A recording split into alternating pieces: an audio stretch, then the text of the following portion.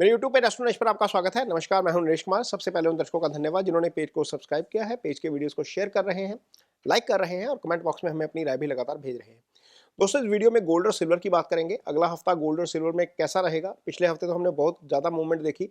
इतने उतार चढ़ाव के बावजूद गोल्ड और सिल्वर जो है वो पॉजिटिव क्लोजिंग देने में कामयाब हुए, लेकिन वोलेटिलिटी इतनी ज़्यादा है कि कोई भी ट्रेडर जो है वो डर जाता है। तो पिछले वीक यदि हम फ्राइडे का डाटा देखते हैं तो 2% तेजी के साथ बंद हुआ फ्राइडे के दिन गोल्ड।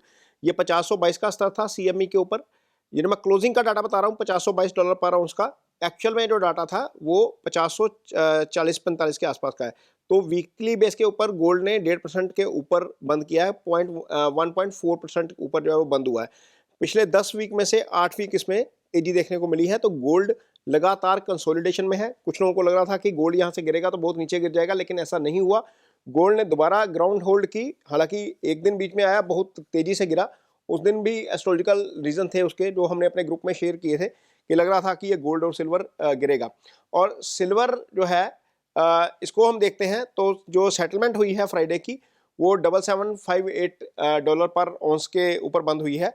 हालांकि यदि इसका क्लोजिंग का डाटा देखते हैं तो थोड़ा सा हाई आपको देखने को मिलेगा, लेकिन वीकली डाटा यदि हम देखते हैं तो तमाम उतार चढ़ाव के बावजूद कॉमेक्स के ऊपर 1.5% जो है वो तेज बंद हुआ है सिल्वर। यानी कि गोल्ड और सिल्वर जो है वो दोनों ही तेजी के साथ बंद हुए। सिल्वर में अच्छी चीज ये रही कि सिल्वर जो पिछले वीक लूज कर गया था, उसने इस बार थोड़ा सा मेंटेन किया अपने आप को। क्लोजिंग बेसिस का मैं यदि बात करूं तो ये क्लोजिंग बेसिस के ऊपर था, काफी रिकवर कर गया। पिछले 15 हफ्ते में से 11 हफ्ते जो है वो सिल्वर तेज रहा है। तो अगला हफ्ता यदि हम फंडामेंटल्स देखते हैं तो पहली बात तो यह है कि 15 से लेकर 23 फरवरी तक चाइना में नए साल की छुट्टी रहेगी। तो चाइनीज डिमांड जो है वो गोल्ड में काफ़ी रहती है, सिल्वर में भी काफ़ी रहती है। उसका असर अगले हफ्ते में देखने को मिल सकता है। और क्योंकि बहुत ज़्यादा सपोर्ट मिलता है गोल्ड की कीमतों को चाइना से या सिल्वर की कीमतों को चाइना से, तो ये फंडामेंटल एक रीज़न अगले हफ्ते रहेगा जिसके कारण हमें देखने को मिलेगा कि गोल्ड एंड सिल्वर की कीमतें दबाव में रह सकती हैं या रेन बाउंड रह सकती हैं। एक तो ये फंडामेंटल रीज़न चाइना की छुट्टी का नज़र आता है। आगे यदि हम देखते हैं फंडामेंटल रीजन्स को, तो आगे जो है वो जो जो प्राइसेस हैं वो थोड़े से अपस्विंग देखने को मिल सकते हैं। तो जो फ्राइडे जो आया था, जिस समय काफ़ी हलचल हमें देखने को मिली थी, ऊपर की साइड भी नीचे की साइड भी, तो गोल्ड जो है उसके बाद कंसोलिडेट कर गया, लगातार कंसोलिडेट किया है गोल्ड ने। और अगले हफ्ते चूँकि छुट्टी है और 16 फरवरी को अमेरिका और कनाडा के बाज़ार भी बंद रहेंगे, तो लिहाजा बाज़ार हमारा ही खुलेगा या फिर लंदन मेटल एक्सचेंज हो सकता है कि खुला रहे। प्रेसिडेंट डे है, उसके कारण कनाडा और अमेरिका में बाज़ार जो है वो बंद रहेंगे। इसके अलावा जो डाटा है, डाटा की यदि हम बात करें अगले हफ्ते, तो ट्यूसडे के दिन एम्पायर स्टेट मैन्युफैक्चरिंग सर्वे आएगा। ये रिजर्व बैंक ऑफ न्यूजीलैंड का डाटा है, मॉनेटरी पॉलिसी का डिसीजन आएगा। और वेडनेसडे को ये है ड्यूरेबल गुड्स का डाटा होता है यूएस का, उसके और हाउसिंग के नंबर आएंगे बुधवार के दिन, और बिल्डिंग परमिट्स के नंबर आएंगे, और मिनट्स आएंगे फेडरल रिजर्व की मीटिंग के जनवरी मॉनेटरी पॉलिसी को लेकर। ये यूएस में से आएगा। थर्सडे को यानी कि गुरुवार के दिन यूएस का वीकली जोबलेस क्लेम डाटा आएगा और फेडरल रिजर्व मैन्युफैक्चरिंग सर्वे आएगा उसी दिन।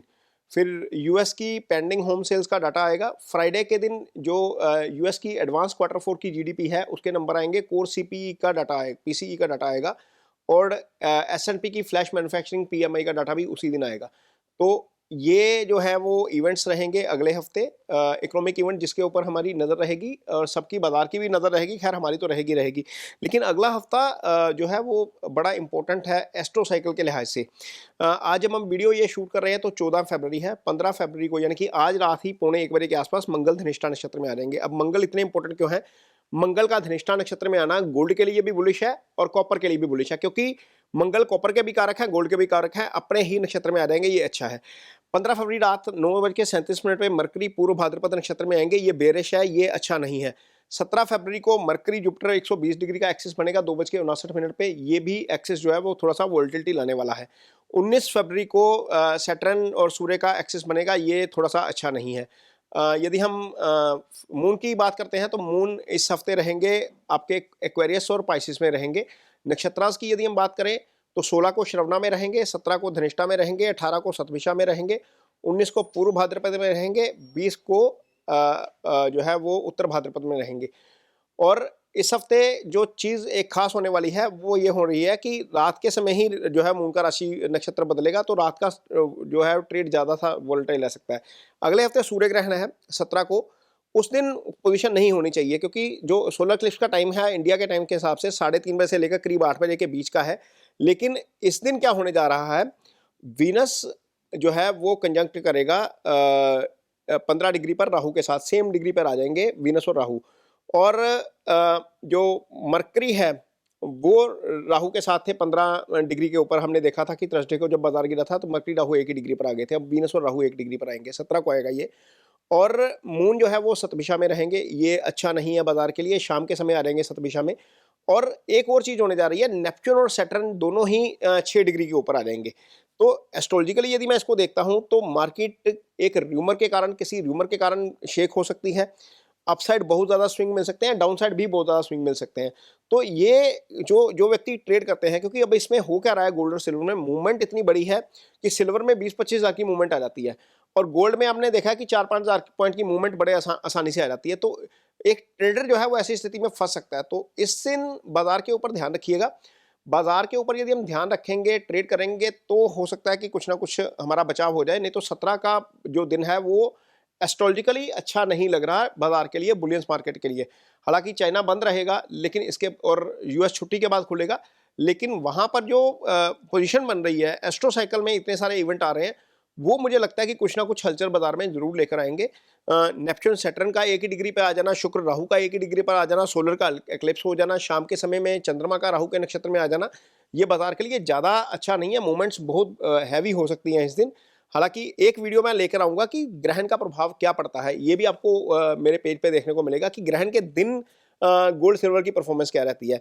तो ये जो वीडियो मैंने शूट किया है ये आपकी जानकारी भर के लिए है। इस वीडियो को देखकर किसी भी तरह की कोई भी इन्वेस्टमेंट आपको नहीं करनी चाहिए। यदि आप कुछ निवेश करना चाहते हैं तो अपने निवेश सलाहकार की मदद जरूर लीजिए। ये वीडियो आपको कैसा लगा इस पर कमेंट बॉक्स में अपनी राय जरूर दीजिए। यदि वीडियो अच्छा लगे तो इसे शेयर जरूर करिए, पेज को सब्सक्राइब जरूर करिए। इसके साथ ही मुझे दीजिए इजाजत, नमस्कार।